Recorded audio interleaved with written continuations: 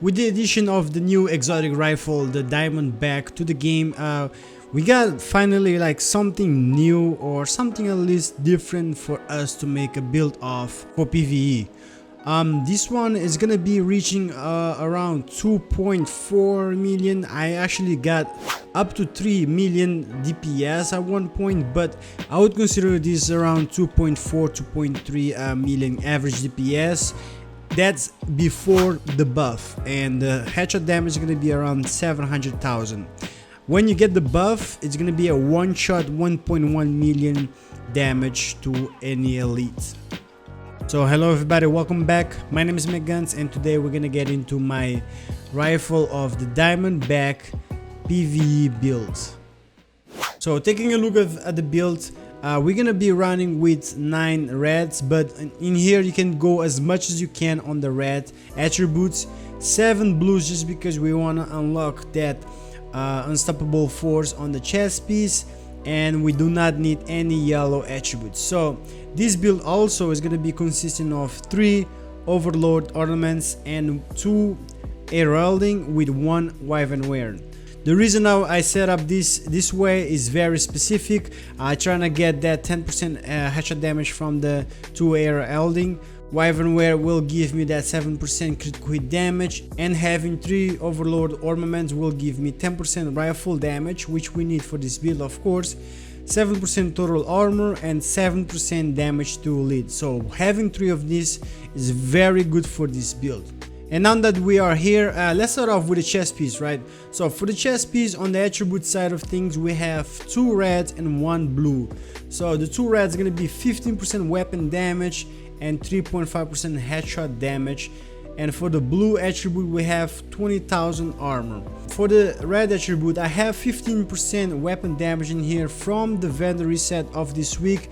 You can go and grab it this week if you're watching this video as soon as I post it, and I'll explain why in a second, why I have weapon damage over critical hit damage on this build in a second. For the talent, we're going with unstoppable force. Killing an enemy grants 2% of weapon damage for every 25,000 max armor. In here, if you have a passive talent, you could go with the talent hard hitting to give you that 10% damage to elite. In my case, I like to go with unstoppable force because I feel like it gives me more bang for my buck. Moving down for the mods, we have 1 blue mod and 1 red mod. For the blue mod, we get some armor in here. For the red mod, we're gonna try to get as much as weapon damage in here and rifle damage. Moving up for the mask, we have the only wyvern wear that we have on this build. It's gonna be on the mask, and this one gives us 7% critical hit damage. So that's the only wyvern wear we have. Because of that, we get that 7% critical hit damage. It's not much, but it does help. And attributes, we have 1 blue, 1 red. 39% damage to elite and 28% hazard protection. Now in here, I wish if I had health in here, but I'm not that lucky, so I do not have anything that has damage to elite with hard hitting and some health in here. So I would recommend going some health in here if you can. For the talents, like we mentioned, we have hard hitting for that 10% damage to elite. Moving now, we're going for the first heralding holding that we have on this build. Is going to be on the holster, and the reason why we have 2 of them is because the first one gives us 10% accuracy, and the second part will give us 10% headshot damage. Rifles do a lot of damage, and if you hit the headshots, they will most likely one-shot the NPCs most of the time. So that's why I like to have heralding on this build. For the attributes, we have 1 blue that gives us 32,000 health. So in this part right here, I forgot to mention when I was recording that the best option in here would be going with critical hit damage, since on the holster you can go up to 19% critical hit damage, I believe. So with that said, you will be doing a lot more damage on this build. And in my case, I only have holsters with health on it. And the talent is going to be hard hitting for that 10% damage to elite. The second heralding is going to be on the backpack, and we have in here 1 blue and 1 red. The blue give us 17,000 armor, and the red is going to give us 4.5 weapon damage. On the talents, we have skilled, which we do not care. On the active talent, doesn't matter whatever you have in here. For the passive talent, we want hard hitting, 10% damage to elite. Now in here, let me take a chance and explain why I choose weapon damage over critical hit damage. So on this backpack right here that we're using right now, we have 4.5% weapon damage. If we switch down to this backpack right here that has 12% critical hit damage, we're gonna equip it. We're gonna change the mod and put it the same mod that we have on the other backpack. After we put the same mod on this backpack and having everything the same, besides instead of weapon damage in here having 12% critical hit damage, which is a lot higher, right? If you go try it out, if you see, we're not even hitting 1 million on the marked enemies, and I was hitting 1 million on the marked enemies with that 4% weapon damage.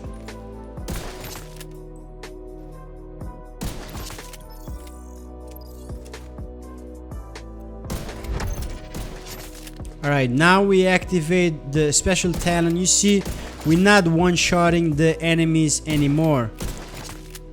With that 4% weapon damage, if we go try again, we'll see that the numbers are gonna be a lot higher. Once we activate it, now we are one-shotting the enemies. So that's why I choose weapon damage over critical hit damage. Now both are good. If you can get both on the build, it will be great, but if you have to choose between both of them, I would go with weapon damage, and that's the reason why. Now continuing with the build, we're gonna go for the second overlord that we have on this build. Is gonna be the gloves. The attribute is gonna be 1 red that gives us 10% rifle damage and 1 blue that gives us 8,000 health. For the talents, like I said before, we're gonna go with hard hitting on this build to give us 10% damage to elite and accumulate that. And last but not least, we have the knee pads, which is going to be the last overlord on this build that gives us one attribute 20,000 health. And then talent, hard hitting for that 10% damage to elite. For the mods, it's going to be 1 red mods that gives us a little bit more damage overall for the build. With all that said, if we take a look at the stats before I show you guys the gun, if you scroll down on this gun, I have a 153% weapon damage on the rifle, and then 62% critical hit damage, 99% headshot damage, and if you scroll down, it's gonna be a total of 24% all weapon damage plus that 41% rifle damage. That's gonna give us a total of 65% weapon damage for our rifle, right? And then on the damage to elite, if you see right there, it's gonna be 106% damage to elite. So that's why we're doing so much damage. And let's not forget about that 4% armor damage and 2% health damage. It's not a lot, but it's gonna add up to all this damage that we're having on this build. Now let's talk about the start of the show, the reason of this build, which is gonna be the exotic rifle Diamondback. The talents on this exotic, of course, is going to be special. I already talked about it on another video, but let's go over it a little bit faster. The first talent is going to be Agonizing Bite. Diamondback randomly marks an enemy. Hitting that enemy consumes the mark, guaranteeing a critical hit with 20% total damage. And that's why we want to have as much of critical hit damage in this build and weapon damage, right? A new random enemy is marked afterwards and whenever you reload. The second talent is going to be Deep Fangs. After hitting 5 marked enemies, gain 50% reload speed, 20% total damage, and all shots fired are guaranteed critical hits for 10 seconds. Last talent is going to be Shedding Skin. While drawn, each time a round is reload, gain 20% bonus armor for 3 seconds. But if you have it holstered, each time you reload or feed your weapon, gain 8% bonus armor for 2 seconds. So that's gonna be like a holster talent if you want to take advantage of that on another gun. For the mods, we're gonna have the Diamondback Dot, 10% accuracy, Diamondback Lever, which is 10% damage to elite, and Diamondback Grit, 10% stability, and last but not least, Rattless Snake Ornamentation, which is gonna give us 15% critical hit damage. So basically mostly all damage on this rifle. The secondary doesn't really matter. I do have a sniper here just because we're going with a sharpshooter for the specialization.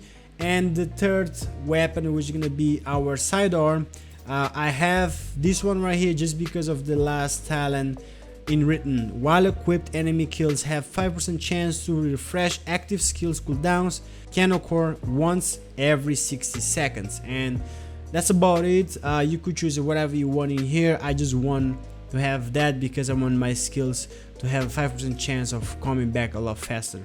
The same goes for the skills. There's not really like specific skills for this build. I do have the Kim Launcher Reinforcer, and for the drone I have the drone of the Fixer drone. For the specialization, there is only one specialization that I recommend, and it's a no-brainer. It has to be the sharpshooter, right? And the bigger reason probably is going to be for this bonus right here. The first one is going to be one on the head, which gives us 25% increased headshot damage with the rifles and marksman rifles. And the second reason is going to be breath control, which is give us 30% increased weapon stability. Stability is very important on rifles. It's gonna help you control that rifle a lot, and you can shoot a lot faster. And then we have reduced recoil and faster reacquisition of targets. So for this reason, I do recommend going with sharpshooter for that max damage. And that's about it, guys. That's all I have for this build. I do enjoy using this build a lot. Finally something different. We have like a rifle that it's fun to use. It hits hard, and it's not like crazy overpowered to break the game, but it does feel nice to play, and you feel really powerful, and it's fun. It's different to play. So anyways, I'm gonna leave the video in here. I hope you guys enjoyed the video. If you enjoyed the video, hit that like, and I'll catch you guys in the next one. Peace.